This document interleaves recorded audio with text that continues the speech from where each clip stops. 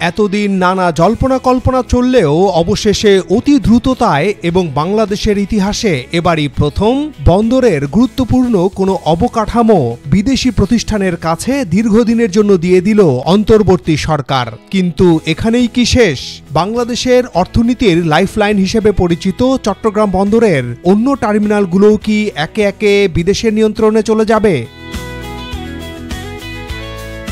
এই প্রতিবেদনে তুলে ধরব কেন লালদিয়া ও পানগাঁও বন্দর বিদেশিদের হাতে দিল সরকার, এই দুই বন্দর থেকে কি পাবে বাংলাদেশ, চট্টগ্রাম বন্দরের লাভজনক টার্মিনাল নিউ মুরিংও কি বিদেশিদের হাতে যাবে, বন্দর ঘিরে ভূ রাজনৈতিক ফাঁদে পড়ছে কি বাংলাদেশ? চলুন বিস্তারিত জেনে আসি। বাংলাদেশের প্রাণভোমরা চট্টগ্রাম বন্দর।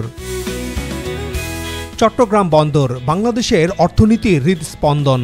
দেশের মোট বৈদেশিক বাণিজ্যের প্রায় পুরোটা এই একটি বন্দর দিয়ে চলে। এই বন্দর থেমে গেলে থেমে যাবে দেশের শিল্প বাণিজ্য, রপ্তানি আমদানি, এমনকি রাষ্ট্রের আর্থিক স্থিরতাও। তাই চট্টগ্রাম বন্দরে নেওয়া যে কোনো সিদ্ধান্ত সরাসরি দেশের অর্থনীতি, রাজনীতি ও ভূ রাজনীতিকে ছুঁয়ে যায়। গত 17 নভেম্বর 2025 রাজধানীর একটি হোটেলে আয়োজিত এক অনুষ্ঠানে প্রথমবারের মতো দীর্ঘমেয়াদী লিজের মাধ্যমে দেশের গুরুত্বপূর্ণ বন্দর অবকাঠামো বিদেশি প্রতিষ্ঠানের হাতে তুলে দিল অন্তর্বর্তী সরকার। লালদিয়া কন্টেইনার টার্মিনাল গেল ডেনমার্কের এপি মোলার মাইরস্কের সহযোগী প্রতিষ্ঠান এপিএম টার্মিনালসের হাতে, আর ঢাকার কাছে পানগাঁও ইনল্যান্ড কন্টেইনার টার্মিনাল পরিচালনার দায়িত্ব পেল সুইস প্রতিষ্ঠান মেডলগ। দুই চুক্তি একই দিনে স্বাক্ষর হওয়া এবং তাৎক্ষণিকভাবে কার্যকর হওয়ার ঘোষণা স্বাভাবিকভাবেই বড় প্রশ্নের জন্ম দিয়েছে।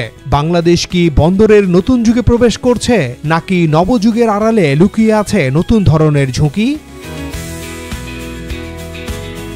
চট্টগ্রাম বাংলাদেশের প্রধান বন্দর, তবে বিশ্বের বন্দর ব্যবস্থাপনা ও এর দক্ষতার মানদণ্ডে অনেক পিছিয়ে আছে চট্টগ্রাম। চট্টগ্রাম বন্দরের অবস্থান বিশ্বের 405টি বন্দরের মধ্যে 334তম স্থানে। এই অবস্থান নিঃসন্দেহে খুবই লজ্জাজনক। দুর্নীতি, অব্যবস্থাপনা, অপারেশনে দীর্ঘ সময়ের অপচয়, শ্রমিক অসন্তোষ, অভ্যন্তরীণ রাজনীতি ইত্যাদি দেশের প্রধান সমুদ্র বন্দরের মানকে দিন দিন নিচে নামিয়ে এনেছে। এদিকে দিন যত যাচ্ছে ততই বাড়ছে চট্টগ্রাম বন্দরের ব্যস্ততা। এমন বাস্তবতায় নতুন নতুন টার্মিনাল নির্মাণ হয়ে পড়ছে খুব জরুরি। লালদিয়ার চরে সেই নতুন টার্মিনালের যাত্রা শুরু হচ্ছে। বিদেশি বিনিয়োগে লালদিয়া কন্টেইনার টার্মিনাল একটি আধুনিক স্বয়ংক্রিয় আন্তর্জাতিক মানের কন্টেইনার টার্মিনাল নির্মাণ করতে কয়েকশো কোটি ডলার বিনিয়োগের প্রয়োজন দক্ষ অপারেশন এবং বিশ্বব্যাপী নেটওয়ার্ক। আর এক্ষেত্রে লালদিয়া চরে সম্পূর্ণ নিজস্ব অর্থায়ন নিয়ে নতুন টার্মিনাল গড়তে এগিয়ে এসেছে ডেনমার্কের এপিএম টার্মিনালস। তারা এই টার্মিনালের নকশা ও নির্মাণ করবে। নির্মাণের জন্য সময় লাগবে 3 বছর। আগেই উল্লেখ করেছি, ডেনমার্কের এপিএম টার্মিনালস এপি মোলার মেয়ার্কস গ্রুপের সম্পূর্ণ মালিকানাধীন প্রতিষ্ঠান। বিশ্বের শীর্ষ 20টি বন্দরের 10টি তারা পরিচালনা করে। 33টি দেশে 60টির বেশি টার্মিনাল পরিচালনার অভিজ্ঞতা রয়েছে তাদের। ইউরোপ, ভিয়েতনাম, সিঙ্গাপুর ও চীনে তারা কার্যক্রম পরিচালনা করছে। লালদিয়া কন্টেইনার টার্মিনাল নির্মাণ করা হবে পাবলিক প্রাইভেট পার্টনারশিপ প্রকল্পের মাধ্যমে। এরই মধ্যে এপিএমস টার্মিনাল সাইনিং মানি হিসেবে 250 কোটি টাকা বাংলাদেশ সরকারকে দিয়েছে এবং টার্মিনাল নির্মাণকালে মোট 6,700 কোটি টাকার মতো বিনিয়োগ করবে। এটা ঠিক যে এই $550 মিলিয়ন বিশাল বিনিয়োগ বাংলাদেশের ইতিহাসে অন্যতম বড় ইউরোপীয় ফরেন ডাইরেক্ট ইনভেস্টমেন্ট। টার্মিনাল নির্মাণের পর এই প্রতিষ্ঠান প্রথম অবস্থায় 30 বছরের জন্য টার্মিনাল পরিচালনা করবে। এরপর আরো 15 বছরের জন্য তারা এটি পেতে পারে।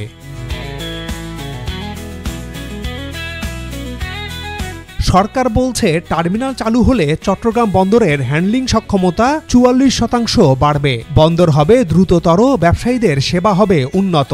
সরকারের পক্ষ থেকে বলা হচ্ছে, যদি বাংলাদেশ বিশ্ব বন্দরের প্রতিযোগিতায় টিকে থাকতে চায় তবে বিশ্বমানের অপারেটর এবং আন্তর্জাতিক লজিস্টিক নেটওয়ার্কের অংশ হওয়া ছাড়া উপায় নেই। মাইরক্স আগে থেকেই বাংলাদেশের আমদানি রপ্তানির প্রায় 30% কন্টেইনার পরিচালনা করে। তাদের অভিজ্ঞতা, প্রযুক্তি এবং দক্ষতা চট্টগ্রাম বন্দরকে আরও শক্তিশালী করবে এমন ধারণা সরকারের।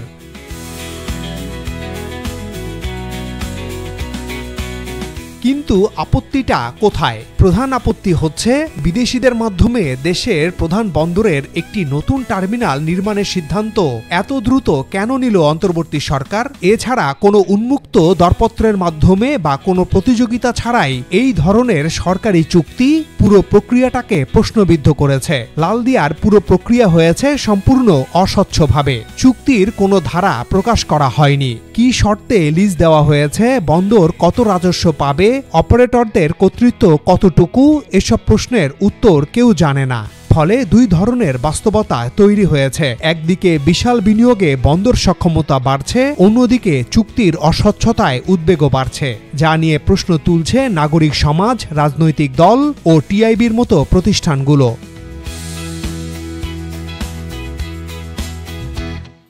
কতটা বদলাবে পানগাঁও বন্দর?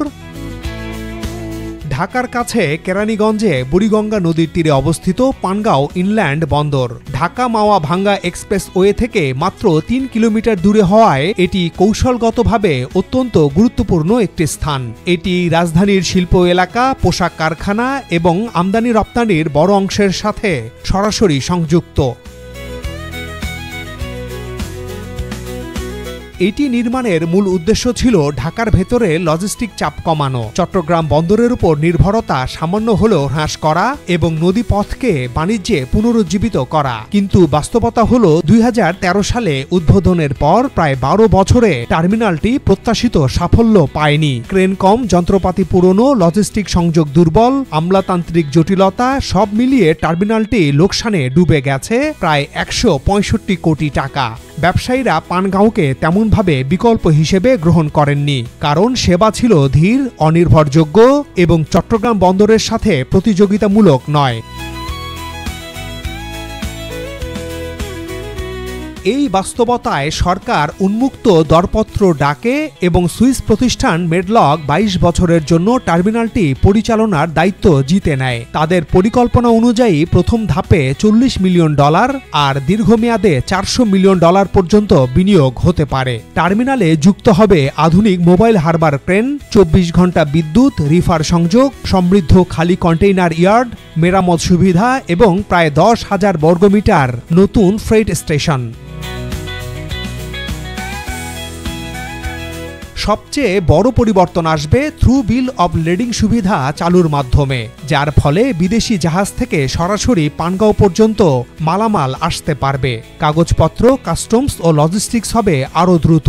এতে ঢাকার শিল্প এলাকা, চট্টগ্রামের উপর নির্ভরতা কিছুটা কমাতে পারবে।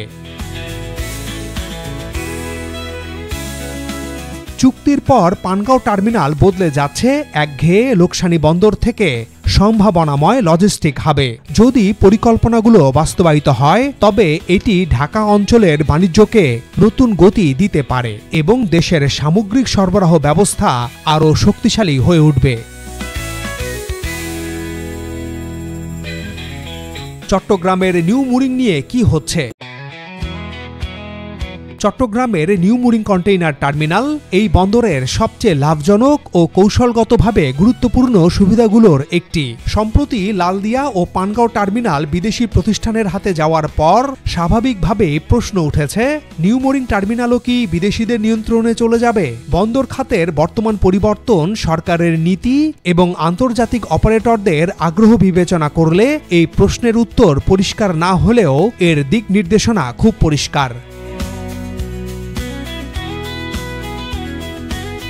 নিউ মোরিং টার্মিনালের আকর্ষণ সবচেয়ে বেশি কারণ এটি ইতোমধ্যে লাভজনক, দক্ষ এবং চট্টগ্রাম বন্দরের সামগ্রিক হ্যান্ডেলিংয়ের বড় অংশ বহন করে থাকে। আন্তর্জাতিক শিপিং কোম্পানিগুলোর কাছে এটি অত্যন্ত গুরুত্বপূর্ণ একটি জেটি, কারণ এর অবস্থান, ড্রাফট ও অপারেশনাল সক্ষমতা অনেক উন্নত।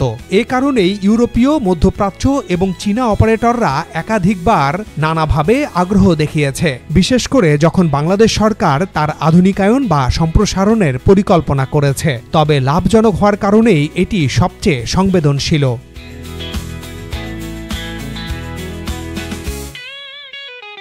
চট্টগ্রাম বন্দর ভবিষ্যৎ সম্প্রসারণের জন্য সরকার যে মাস্টার প্ল্যান করেছে, সেখানে আন্তর্জাতিক অপারেটরদের সম্পৃক্ত করার বিষয়টি গুরুত্ব পাচ্ছে।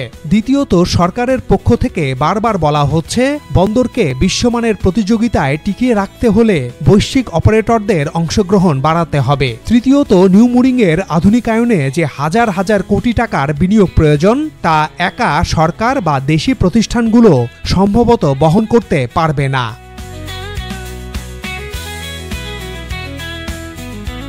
তবে সবচেয়ে গুরুত্বপূর্ণ বিষয় হল ভূ রাজনীতি। নিউ মোরিং টার্মিনাল পশ্চিমা, চীনা এবং আঞ্চলিক শক্তিগুলোর নজরে রয়েছে। যে কোনো পক্ষকে এটি দিলে বন্দর রাজনীতিতে ভারসাম্য নষ্ট হওয়ার ঝুঁকি রয়েছে। সবচেয়ে বড় কথা, একটি লাভজনক টার্মিনালকে বিদেশিদের হাতে ছেড়ে দেওয়ার তীব্র বিরোধিতা আছে বিভিন্ন সংগঠনের পক্ষ থেকে, এবং এক্ষেত্রে যদি অস্বচ্ছ ও একতরফা প্রক্রিয়ায় এই টার্মিনাল বিদেশিদের হাতে দেওয়া হয়, তাহলে ক্ষোভ আরও বাড়বে এবং সরকারের উদ্দেশ্য নিয়ে প্রশ্ন আরও তীব্র হবে।